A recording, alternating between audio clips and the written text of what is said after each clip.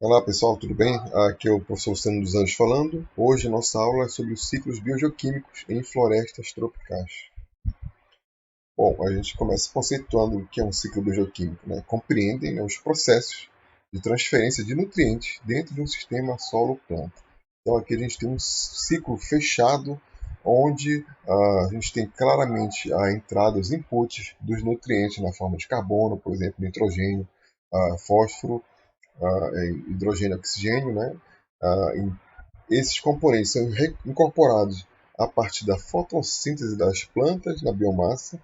Essa biomassa, depois de morta, ela é então decomposta, né, por micróbios, pelos decompositores e pelos macroinvertebrados, fungos.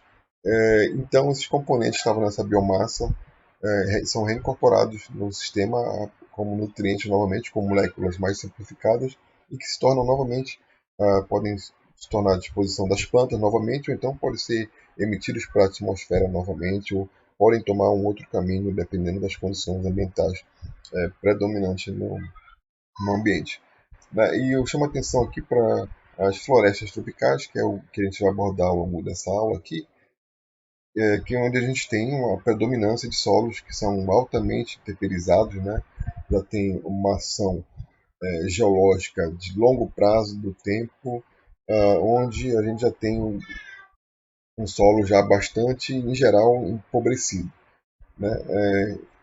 De modo que a biomassa, no caso a biomassa tanto viva quanto morta dessas florestas tropicais, ela constitui então o principal reservatório de nutrientes nesse curto prazo, nesse ciclo imediato, né? Pensando em curto prazo. Então, por conta desse fator que a gente tem associado com outros componentes, com outras variáveis que a gente vai analisar, a gente vai encontrar vários padrões que são bem interessantes para a gente investigar ao longo dessa aula aqui. Bom, como eu falei anteriormente, a gente está interessado, quando a gente quer avaliar um ciclo bioquímico de algum elemento ou de um ecossistema, a gente está interessado no movimento dos nutrientes, né? Então, dentro desses componentes, no caso aqui, como são biogeoquímicos, dentro dos componentes ecossistêmicos. Então, a gente pode tentar separar de forma um pouco generalizada aqui os componentes e os subcompartimentos, vamos dizer assim, que podem se enquadrar todos esses elementos aqui. A gente tem, por exemplo, um componente biológico, dentro do processo de regeneração e de reciclagem, de ciclagem dos nutrientes, onde os processos biológicos ocorrem de forma rápida, são processos bem intensivos. Né? E a gente tem um outro componente que é o geológico, onde as reações, os processos são mais lentos e são menos intensivos desse lado aqui. A gente pode encontrar também as formas orgânicas, né, que são as formas que estão associadas diretamente com a produção da biomassa, né, dos seres vivos, né, e as formas inorgânicas são aquelas que não estão associadas com o meio biótico, que estão associadas, na verdade, com o meio abiótico. Então vamos pegar aqui as formas dentro do mundo biológico, dentro do mundo vivo, relacionadas às formas orgânicas. Por exemplo, a gente tem os animais. Né? Primeiro, a gente tem os seres autotróficos, aqui as plantas, águas, bactérias, né, que produzem, então, que a partir da assimilação da fotossíntese produzem biomassa, e dentro desse sistema vai alimentar, então, os animais. Os animais, então, têm um processo de retroalimentação a partir da cadeia dentro daqueles vários níveis tróficos que a gente já estudou. A gente tem, então, a partir da morte dessa biomassa, tanto animal, dessa produção secundária, quanto da produção primária, a gente tem a ação dos detritívoros, no caso, a produção dos detritos, e tem a ação dos micróbios. Embora esteja em inglês aqui essa figura, mas a gente consegue interpretar de forma bem tranquila. Né? Então, no meio biológico, mas em relação às formas inorgânicas, a gente tem a questão do solo, tem a questão da água e dos sedimentos, né? E tem a questão da atmosfera, então, onde estão os principais, onde estão concentrados os nutrientes nas suas formas inorgânicas mesmo. Né? Isso tudo aqui pensando numa escala temporal de alguns anos, algumas décadas, onde os processos biológicos ocorrem. Né? Em contrapartida, quando a gente avalia isso do ponto de vista geológico, né, do intemperismo, por exemplo, e da formação, por exemplo, relacionado com as formas orgânicas, da formação de óleos e petróleos e carvão, carvão mineral, por exemplo, eles têm processos que são bem longos e são bem específicos sobre condições bem específicas, né, que ocorrem. Por outro lado, aqui a gente tem então um processo de intemperização, né, que são processos geológicos que estão atuando numa outra escala temporal, no qual são responsáveis por disponibilizar então os nutrientes a partir da intemperização, do temperismo, no caso da erosão e da formação dessas rochas sedimentares aqui. Aqui tem um componente importante também, que é um componente a partir da queima dos combustíveis fósseis, que já é um componente antropogênico, né, que tem a mão, tem a digital da espécie humana aqui. Né? Então, de forma geral, a gente pode definir esses compartimentos em, em componentes que têm uma alta taxa de mudança num intervalo de tempo pequeno, né? E pode definir também ou numa baixa taxa de mudança ao longo do tempo, e em formas orgânicas e em formas inorgânicas. De modo que a gente tem essas caixas todas interconectadas. Né? De alguma forma, a gente tem conexão nessas caixas, que é o que representa, então, essa relação da ciclagem dos nutrientes dentro dos ecossistemas. Nota que tudo isso, né, acontecendo num sistema fechado, que é o planeta Terra. Né? Bom, então a gente parar para pensar. Todos os organismos vivos, né, todas as formas de vida, toda a biota global e a biomassa global é constituída de elementos químicos básicos. Né? Então aqui a gente tem nessa tabela 22.1 uma relação de elementos químicos, né, passando pelo oxigênio, carbono, hidrogênio, nitrogênio, entre outros elementos, e tem exatamente a proporção em termos percentuais da matéria seca de cada elemento desse, no caso aqui em bactérias, né, em plantas, e aqui em animais, no caso do ser humano. Bom, o que a gente bate o olho aqui, observa de cara logo, é a importância, a contribuição do carbono, né, como um tijolo fundamental no processo de formação das moléculas orgânicas, das moléculas bióticas, por exemplo, contribuindo com 50% por exemplo, da matéria seca em bactérias, 43% em plantas e mais de 50%, 55% na espécie humana. Né? Então aqui tem a proporção de oxigênio também, que é relativamente alta, sobretudo nas plantas, né? Em comparação com o homem e com as bactérias. Outro que chama a atenção também aqui é o nitrogênio, né? Em termos de composição química, tem em torno de 10% da biomassa da matéria seca de bactérias. No entanto, apenas 1,46% em plantas e, como consumidor secundário e terciário, a gente tem o ser humano com 9,33%. O restante, que a maior parte, são apenas, em termos proporcionais, tem uma contribuição, vamos dizer assim, pequena, né, para a formação da biomassa e para a constituição da matéria, da construção básica dos organismos. Então, se a gente pensar assim também, fazendo uma reflexão aqui a respeito da tabela periódica, daquela quantidade de elementos químicos que a gente tem, mais de 100, a gente tem apenas uma dezena, ou um pouco mais de 10 elementos químicos que são de fato utilizados nos processos biológicos, né, de transformação de energia e da ciclagem de matéria. Né? Então, é bem interessante pensar assim também. E aqui é uma outra tabela, mas realçando o papel dos nutrientes, mas também realçando a questão das suas funções principais. Né? Então, todos os elementos químicos eles não estão lá por um acaso, eles estão cumprindo uma função do ponto de vista biológico. Eu chamo a atenção aqui para o carbono, para o oxigênio e hidrogênio, nitrogênio, fósforo, esses elementos que são considerados os macronutrientes, né? A gente tem aqui as principais funções, por exemplo, do carbono, oxigênio e hidrogênio, são elementos básicos de todas as moléculas orgânicas. Todas pensando em tanto nos açúcares, nas gorduras, nos ácidos, tipo DNA, RNA. Tudo isso leva carbono, oxigênio e hidrogênio. Né? O nitrogênio tem um componente importante, por exemplo, dos aminoácidos, das proteínas, das clorofilas, ácidos nucleicos. O fósforo ele é fundamental para a formação, por exemplo, do ATP, que é essa moeda de troca energética, que é fundamental para a manutenção bioquímica das atividades da célula, por exemplo. Os ácidos nucleicos, fosfolipídios, entre outros. Então, a gente tem aqui uma série de funções no qual são cruciais, né, para a manutenção da vida no planeta. Né? E você vê que você tem vários elementos aqui. Por exemplo, o cloro tem uma importância na fotossíntese, o níquel é um componente importante de enzimas e por aí vai. Né?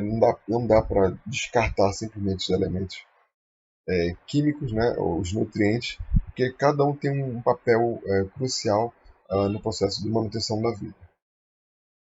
E aqui é uma tabela que eu achei interessante, eu achei relevante colocar aqui, que é uma tabela com os macronutrientes, que são exatamente aqui, onde tem aqueles elementos onde há uma alta demanda, né, para os sistemas vivos, né, e os micronutrientes aqui no próximo slide.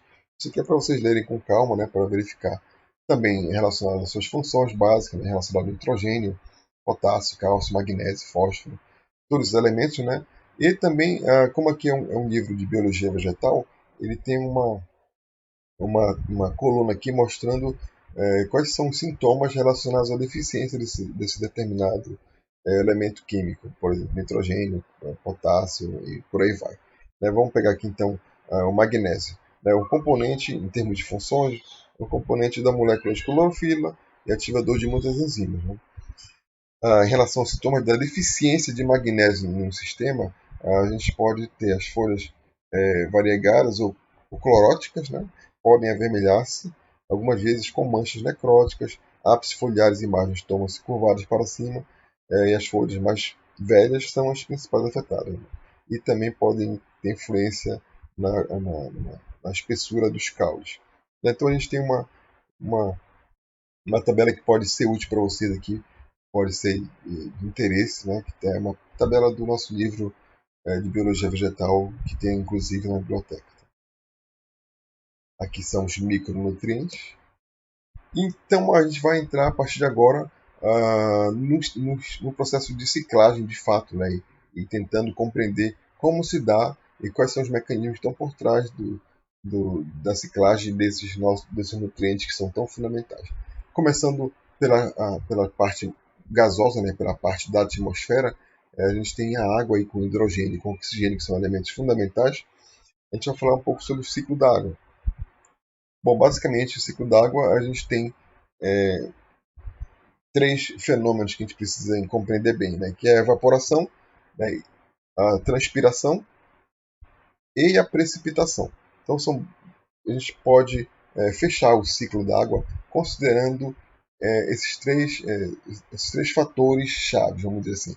Obviamente, a gente tem a energia solar aqui, né, como principal fonte de energia que aquece a Terra, então, e promove a evaporação da água de todos os corpos de água, tanto, sobretudo dos oceanos, né, mas também dos ecossistemas aquáticos do interior, né, ou continentais. Essa água evaporada, então, ela volta para a Terra através da precipitação, mas também tem um efeito forte da transpiração, que é exatamente, não está aqui nessa figura, mas a transpiração, que é o processo onde as plantas, né, as formas vegetais, então extraem a água do solo, então a água passa da raiz, então por todo o caule até chegar nas folhas e ser transpirada como um mecanismo básico de termorregulação. Nessa outra figura aqui a gente tem com mais detalhes e mostra também a quantidade aqui dos volumes aproximados de água em cada componente, né? Tanto do componente aquático do oceano quanto do componente do ciclo hidrológico dentro do continente. Essa medida aqui está em teratoneladas, então é uma medida de 10 a menos 15, ou 10 a menos 15 não, 10 elevado a 15, 15ª potência. Então a gente está falando de números gigantescos, astronômicos, relacionados ao ciclo da água. Né? Primeiro, então, a gente tem a evaporação, né, que essa evaporação a partir, sobretudo, dos ecossistemas oceânicos, né, do oceano, ocorre sobretudo na massa de água dos oceanos, mas também ocorre, obviamente, no continente. Então, tem evaporação aqui, que é uma fração bem menor, em comparação com a evaporação do continente. E a partir da evaporação e do movimento do planeta e do movimento do ar, né, da formação das correntes de vento, a gente tem o transporte dessa umidade, né, a partir da evaporação, o transporte da umidade para outras regiões. Né, e também a gente tem, no caso dentro dos continentes, a gente tem o fenômeno da evaporação e combinado com a transpiração, que é baseado então na água que passa então por dentro das formas vegetais, por dentro das plantas, por dentro dos ecossistemas. Né? E essa novamente, então, essa precipitação, ocorre a precipitação depois da evaporação e do movimento a partir da, das nuvens, né? A gente tem a evaporação, a transpiração e a precipitação, e a gente tem então o escoamento dessa água a partir do continente, para onde a gente tem o ciclo da água sendo concluído quando a gente tem o desembocamento dos rios nos oceanos. Né?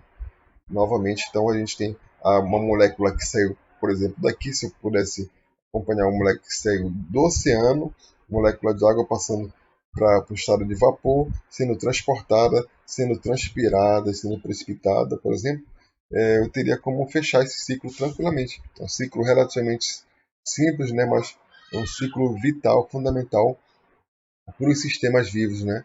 Sobretudo levando em consideração que a gente tem a nossa fonte energética fundamental, que é a radiação luminosa, de onde então a gente tem um motor para o fenômeno da evaporação e da transpiração.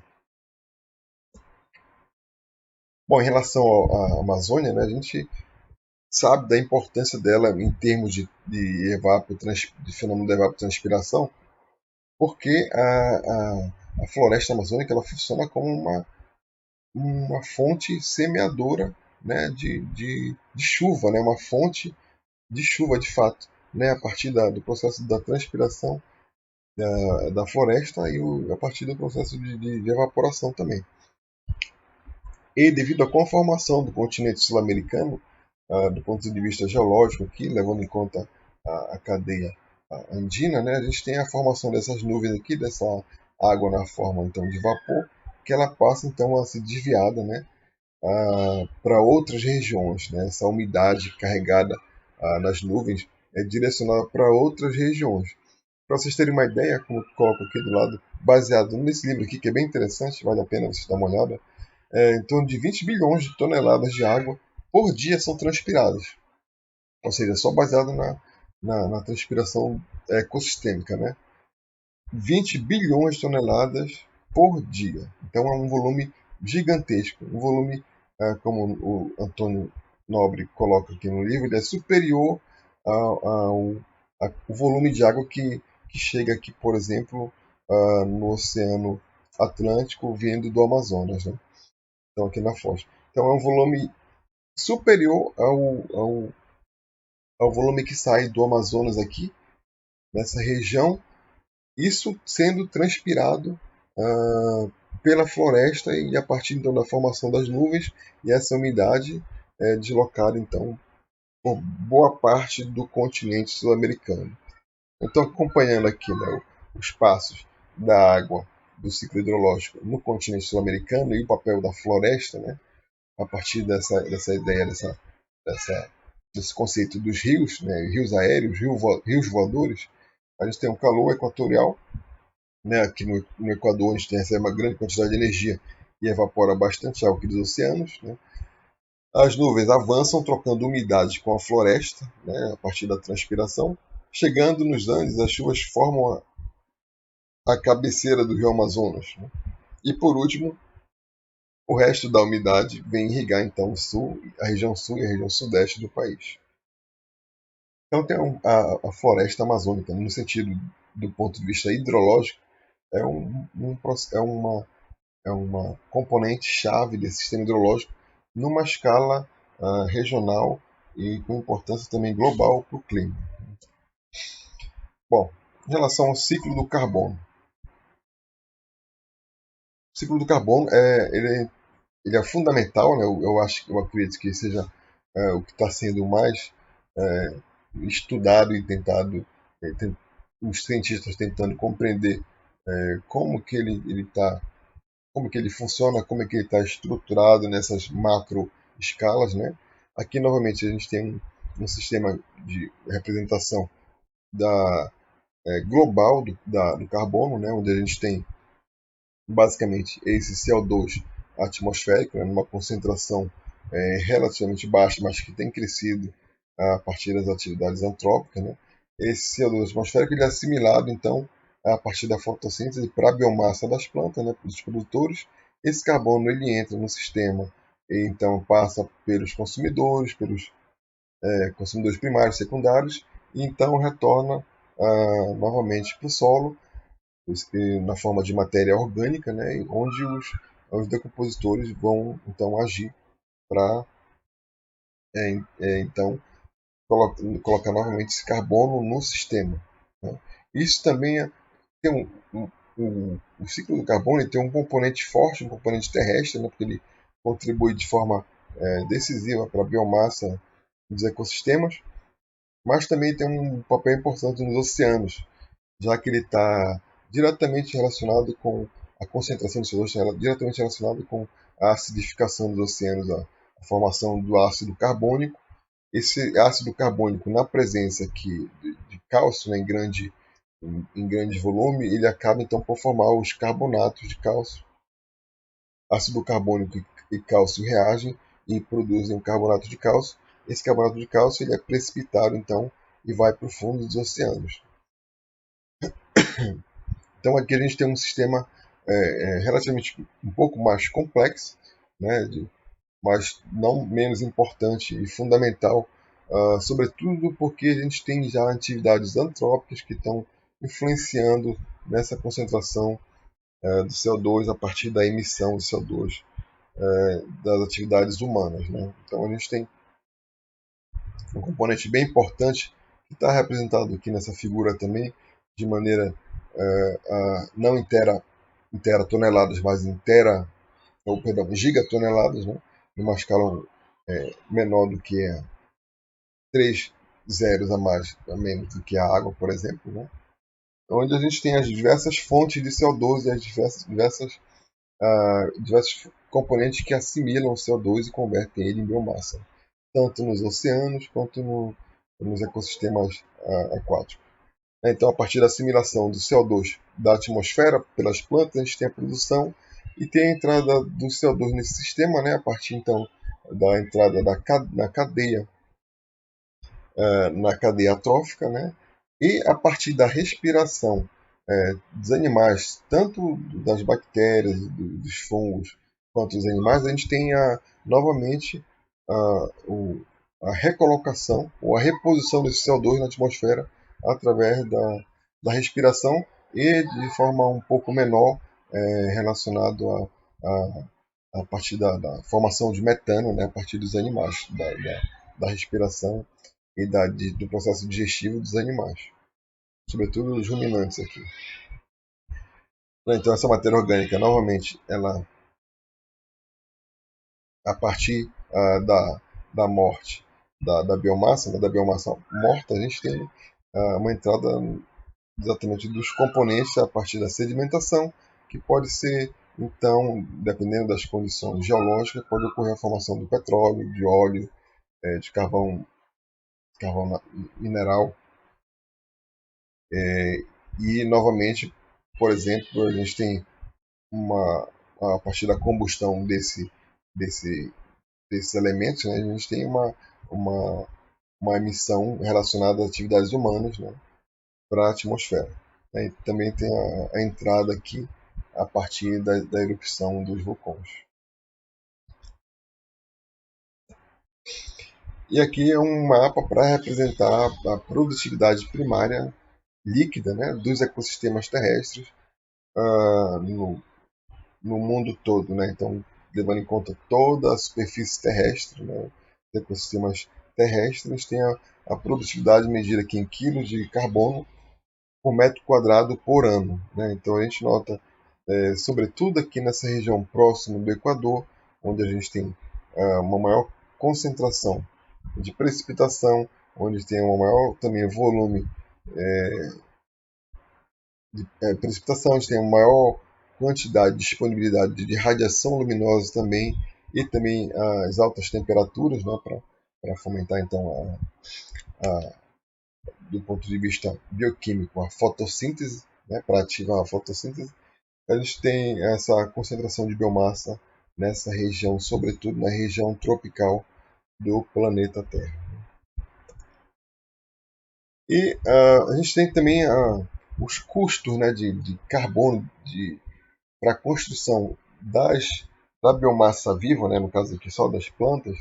A gente tem um custo estimado aqui do carbono em megagrama de carbono, né, por grama. Então, por exemplo, o maior custo que a gente tem em relação em termos de carbono como moeda de troca é, sem dúvida, para a formação ou para construção e formação das sementes e das frutas, né? Aqui nota que tem uma grande variabilidade, porque a gente tem uma grande variabilidade também de tamanhos de consistências e de composições químicas das sementes e dos frutos, né? Por último, no último, com o valor mais baixo que a gente tem as raízes, né? A gente tem os caules aqui de maneira intermediária e em comparação às sementes de frutas, quase que equivalente, a gente tem a produção de folhas, né? Que exige então uma grande quantidade de carbono para o seu processo de formação. Então é bem interessante comparar a maior parte do carbono dentro dos ecossistemas terrestres, no caso, a gente está concentrado então nas folhas, né, e nos frutos e nas sementes, em comparação aos caules e às raízes. Bom, agora o ciclo do nitrogênio. O ciclo do nitrogênio é bem interessante e é o mais complexo de todos os nutrientes, todos os elementos químicos, porque ele tem diversos passos de transformação ao longo do seu ciclo. Né? A gente sabe que o nitrogênio ele é um componente fundamental, como eu já mostrei inicialmente, do DNA, do RNA, de aminoácido. Então, nesse sentido, e a gente sabe também que a maior parte do nitrogênio, em torno de 78%, ele compõe em torno de 78% da nossa atmosfera. Né? Só que nessa forma atmosférica, nessa forma molecular, como um gás aqui N2, ele não está disponível para as plantas, né? E consequentemente não está disponível para os outros organismos vivos que dependem das plantas. E o processo de fixação do nitrogênio ele ocorre então a partir desses gases da atmosfera, né? E ele ocorre a partir da fixação biótica, né? Que é executada pelas cianobactérias, algumas bactérias que estão associadas às raízes das plantas. Né? Então, algumas bactérias, tanto algumas de vida livre ou que vivem de forma simbiótica e mutualística com as raízes das plantas, as bactérias pegam esse nitrogênio molecular, nitrogênio da atmosfera, e converte ele, no caso, em amônia ou amônio. Né? E a conversão de amônia ao amônio ou nitrito é o que vai tornar ele disponível, então, para as plantas, né? Para ele ser utilizado a partir das plantas. Uma outra forma de fixação do nitrogênio, mas que é um pouco mais rara, é em relação dependendo da descarga de descarga elétrica de tempestades, né? Ou a partir no caso da produção de fertilizantes também, mas aqui uma atividade antrópica, uma atividade, vamos dizer assim, entre aspas, não natural. Né? Então, a partir desse processo de fixação do nitrogênio, ocorre então a assimilação desse nitrogênio pelas plantas, né? Pelos produtores primários, e a partir do processo de fixação da produção para a produção da biomassa, e então entrando nesse processo da matéria orgânica morta, né, a partir da morte dessa biomassa, ele tende a voltar para o estado aqui de amônia ou amônio quando entra no solo, e ocorre então um processo de nitrificação, né, onde tem as bactérias nitrificantes que convertem o amônio ou nitrito em nitrato, né? Então há essa conversão aqui, esse processo de oxidação do nitrogênio. Né? E após o processo de nitrificação, há o processo de desnitrificação em uma série de passos de bactérias desnitrificantes de solos pobres em oxigênio em geral, nesse tipo de ambiente onde há pouca quantidade de oxigênio, né? Essas bactérias conseguem então converter da forma do nitrato para a forma novamente molecular e atmosférica, onde ele vai ser reincorporado então na atmosfera e reiniciando novamente esse ciclo aqui.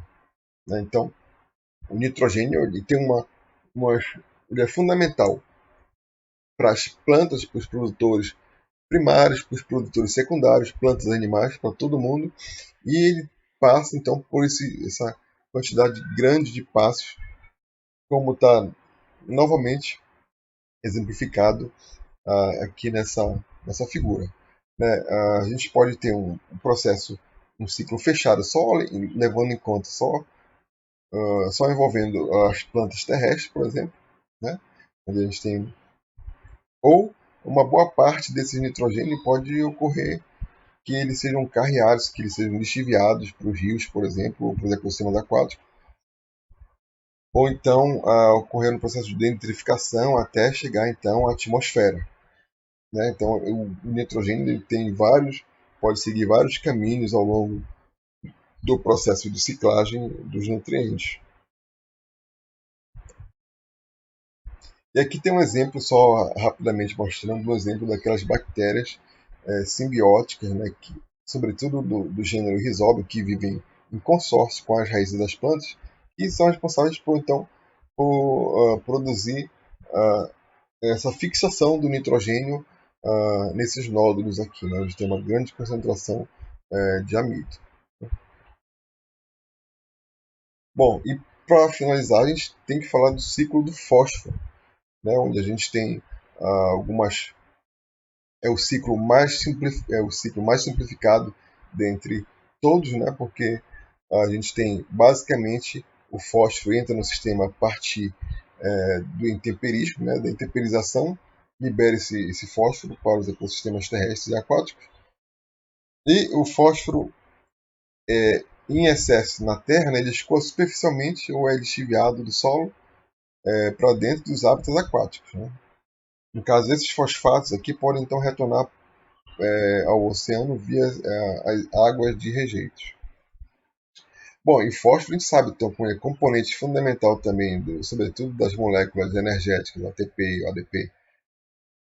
Ele é um componente chave para os ecossistemas terrestres, sobretudo para as florestas tropicais, porque como ele depende basicamente dessa entrada a partir do intemperismo, ou então por deposição a partir da precipitação da atmosfera, né?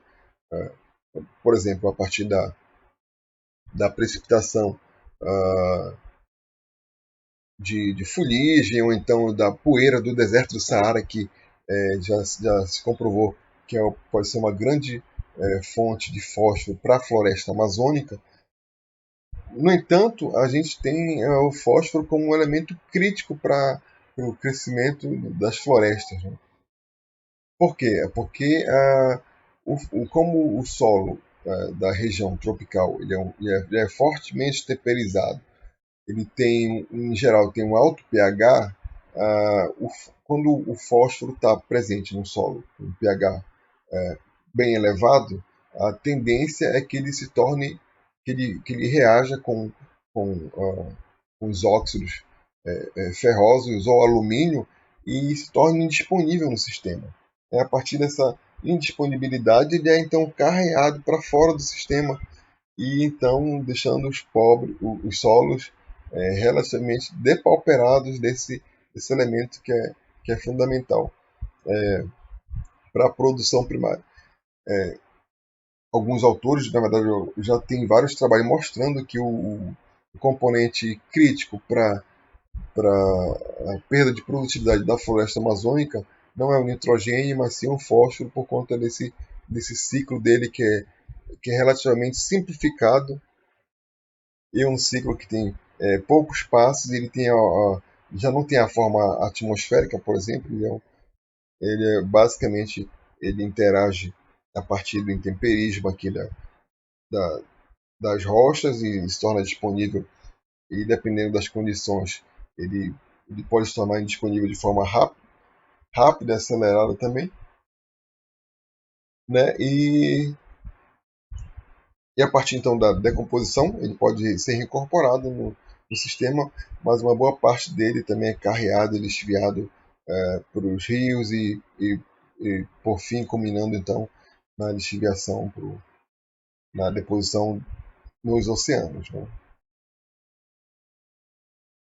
Aqui é novamente o ciclo do fósforo, só que com uma outra figura, né? Um ciclo mais simplificado, né? Onde a gente tem, sobretudo, aqui essa troca entre os solos e os organismos, né? A partir do intemperismo da nossa rocha matriz aqui. E também tem já um componente importante, que é a partir da fertilização, o uso excessivo de fertilizante, de fósforo, né? E a quantidade de fósforo, dependendo da quantidade, pode promover um, um boom de espécies de algas, por exemplo, em ecossistemas aquáticos, pode trazer uma série de consequências negativas para os ecossistemas aquáticos. Ok, pessoal, essa aqui foi a primeira parte da nossa aula. Eu queria agradecer a atenção de todos, muito obrigado. A gente se encontra em breve. Abraços, tchau.